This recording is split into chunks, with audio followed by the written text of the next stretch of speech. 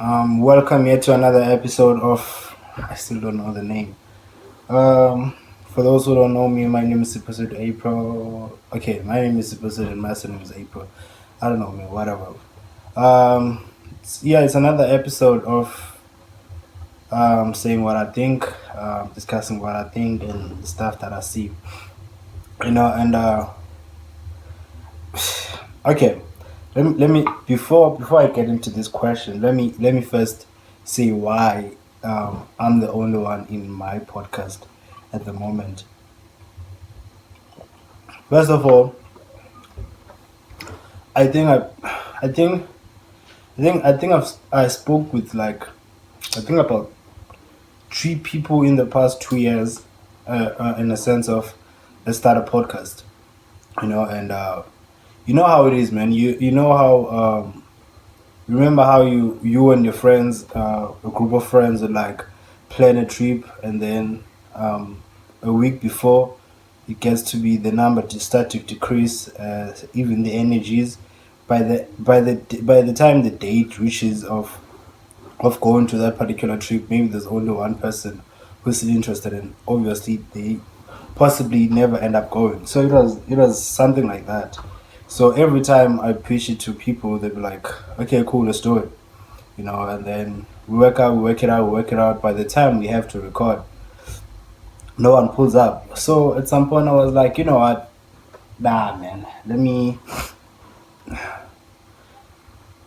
And because also I was like here at home, like doing nothing, and because with this NSFAS thing and not accrediting CPUT students for accommodations immediately, it's messing up with the residents and stuff. So obviously you get to stay at home, and even though you're a registered student, but that's a story for another day. So to come to the question that made me share that particular story, the question says: Is there is a distinction between um, solitude and loneliness? So it's a matter of,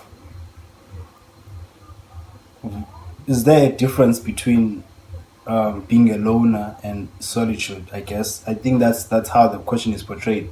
You know, me starting this podcast alone doesn't necessarily mean that I'm lonely and stuff. It just means that I've chose to go solo on this because um, now because people because the people that I've spoken with don't show the same interest that I'm showing to what I want to do.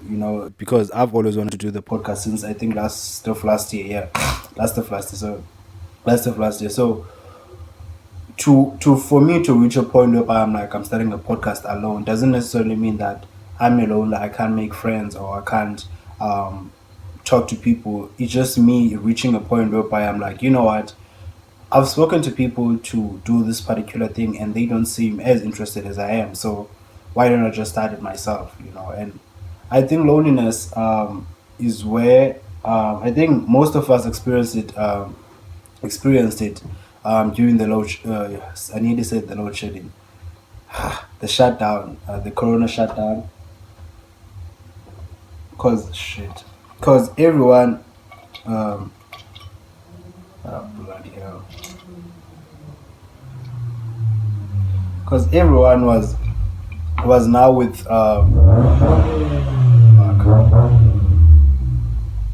now everyone was faced with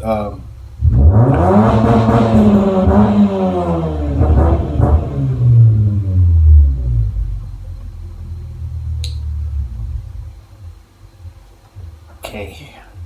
Now everyone was faced with sort of facing reality, and for me it was even crazy because I had just moved back to Eastern Cape, and obviously most of the friends that I had either have outgrown me or I've outgrown them, or they've moved to different places. So obviously it was a matter of I didn't really have friends. So obviously I used to stay at home for the longest of my time, and that's whereby I started experience being lonely.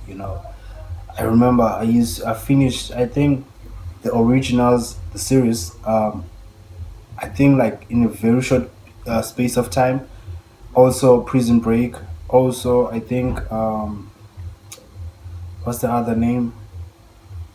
but like you get the idea. Like I finished series in a very short period of time, as compared to someone who has friends or who has people to talk to. And at some point I didn't even know where my phone was. At some point, so I was lonely at that time. So I think solitude is a matter of doing certain things yourself that most probably you have tried doing them with other people, but then they didn't show the same interest as you.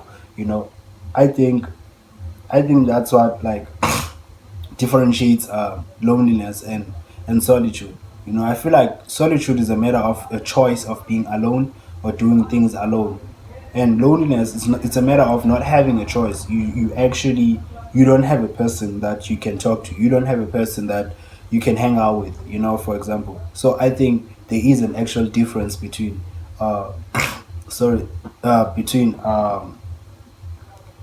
between loneliness and solitude.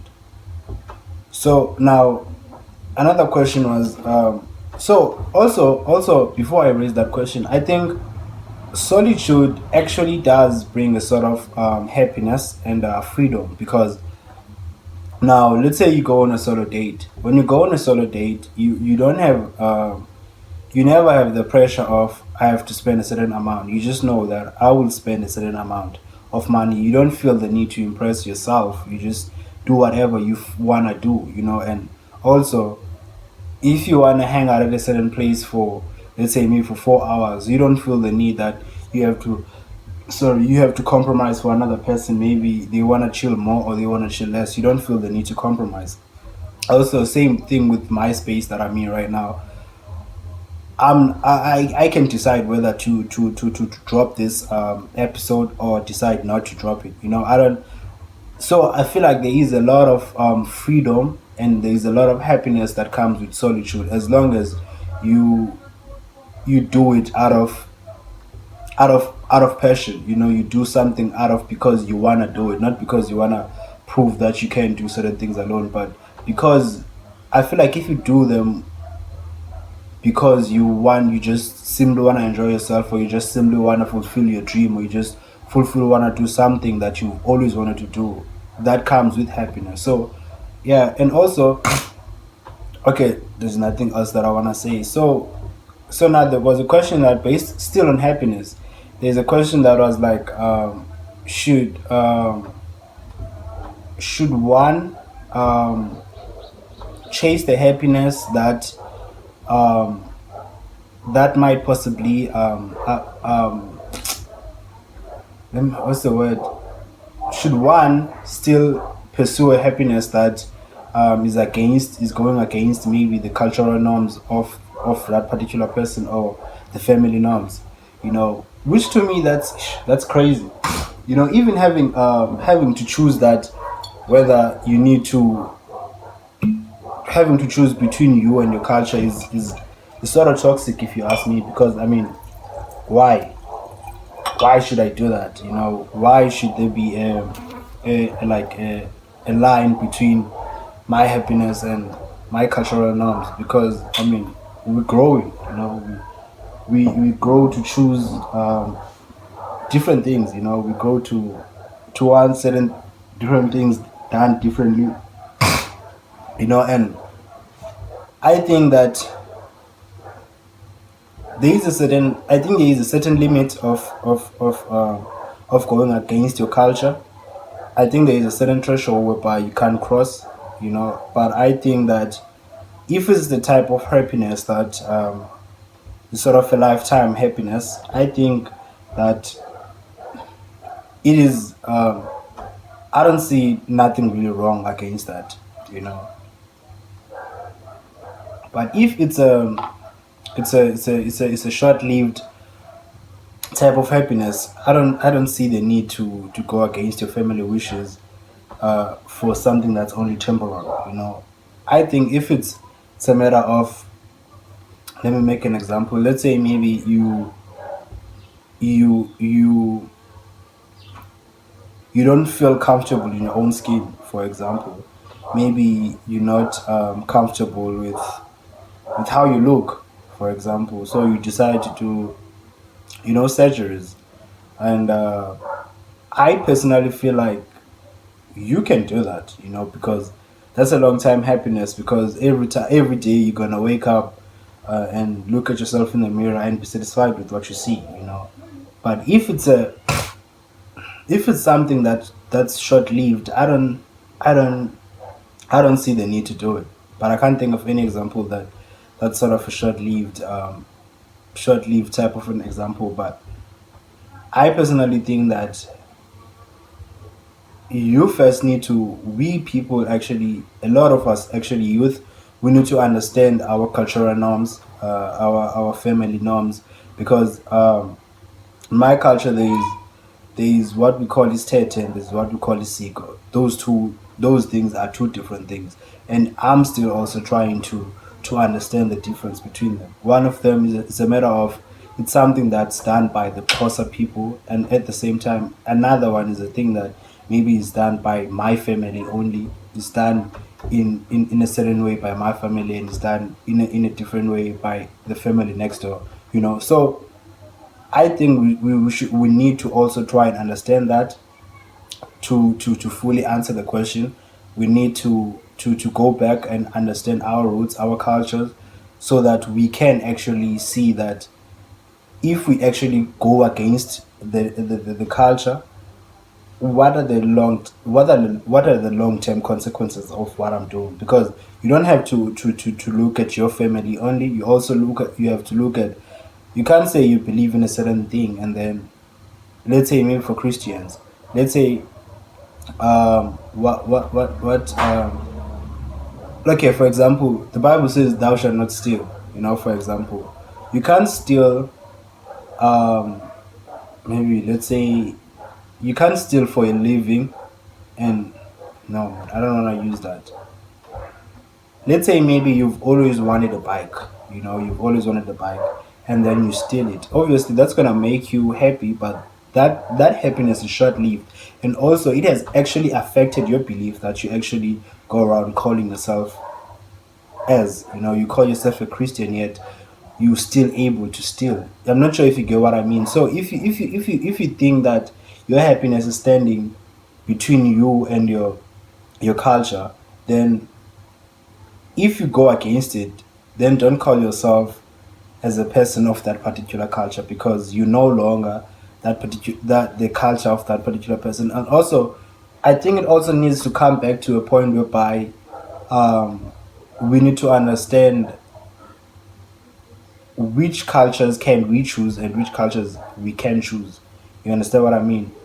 For me, for example, I'm a Xhosa man, and I can't I can't go to I can't go to a Sutu initiation school, or I wouldn't have been able to go to the Sutu initiation school, because it doesn't make sense. It's going against my culture. And obviously, if I decide to go that particular route, then that means I'm no longer a Xhosa person. I'm no longer a Xhosa. I'm no longer. I'm taking myself away from the Xhosa tribe. You understand what I mean? So we also need to look at those factors, that if you're saying that your happiness is within a certain culture, or certain route, then, and it's going away from your culture, then there's no need for you to even consider it your culture. Just do what makes you happy, but understand the fact that you've actually taken yourself away from that particular culture. So that's how I'm actually answering the question. So one can actually go for their happiness, but if it's short lived, I don't advise it. But if it's long term and it actually takes them away from their culture, it makes them no longer the person of that particular culture, then they can take it, but then they should never again call themselves what is this that particular the tribe that they were born from, or the culture that they were born from. So when they pursue their happiness, they changing their culture at the same time. So that's what I think the question should be answered. And so now, if wait, what's the question? Oh, this one is crazy. So the question is saying, if you hate someone, is it your fault or their fault? Now, this question is sort of crazy and sort of hard to answer, and also needs a deep thinking, because I think that I think that wow, this one is crazy. I think that okay, first of all, let's get to let's try and break it down. What do you hate in him, or her? What is it that you hate? Is it the physical appearance, or is it because if it's their physical appearance, obviously you can't. It's not their fault. So technically it's your fault for having a certain preference of how a person should look like. It's your choice. You choosing to say that a particular person should look in this particular way. So if a person does not look the way that satisfies you, it's not their fault, it's your fault. You chose what satisfies you. But if it's a matter of their attitude, then it's no longer your fault, it's their fault. Because wait, wait. Okay, now that's crazy because I can say that I was about to say that if it's what is this? If it's their attitude or it's their personality, okay, let me just say if it's their attitude, because you can change the attitude. If it's their attitude, I would have said that it's their fault, but at the same time you chose that there's a certain attitude that a person should attitude towards you. So at the same time, you chose that a person should be in order for them to make you happy, in order for you to love them, they need to attitude in a certain attitude. Wait. So I guess in this point, is it both your faults or but wait. So now it sort of raises another question. Actually, okay. So is it now? Is it? Remember the question which was saying, is there a universal beauty standard, and is there an individual beauty standard? I think the question also should be phrased in a sense of, is there a universal attitude and is there an individual attitude? Because I mean, there are people that if you respond with a bad attitude to their bad attitude, they tend to love you back. They get impressed because no one really does that. So they get impressed. And also like it's a matter of when I get actually when I used to love sarcasm a lot. I still do, but I really do now. But when I used to love sarcasm a lot, when someone responds with sarcasm, I used to be impressed because I mean like, it's really fun engaging with that type of person. So now, but another person wouldn't love a person who's sarcastic. So whose fault is that? Yeah, but I think it's your fault to set. I think it's your fault to set certain standards from other for like you setting standards for how a person should engage with you. It's your fault. So if they don't act the particular way that you feel like they should be acting, it's not their fault. They just being themselves. You just being yourself. So it's so overall, I'm saying that hating a person is your fault. It's not their fault, but it's not your fault in a sense of it's always the bad fault. There's I can say that there's a good fault, good good your fault, whatever. But I mean, like, I don't see anything wrong with expecting respect. Like hoping for respect when you give one.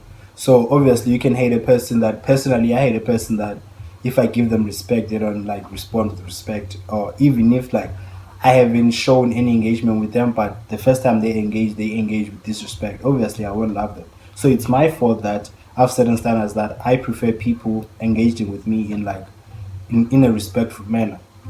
It's not their fault that I hope that people engage with me with in a respectful manner. So yeah. So in overall, to answer the question, I think that it's my fault that I hate a person. You know, yeah, it's my fault actually that I don't like a person because I'll set the standards myself. So yeah, I think that's for today. That's all, and hopefully I can get more questions from you guys, and also I will still continue to you know try and look for more questions that we can engage on, and hopefully as time goes by we can actually engage on a live type of a thing, so that we can share our views and all that, and what we perceive as as correct, or as rather ethical. Yeah. So yeah, man, I hope we can engage more, and please hit the like button and hit the subscribe button. Love you all. Peace out.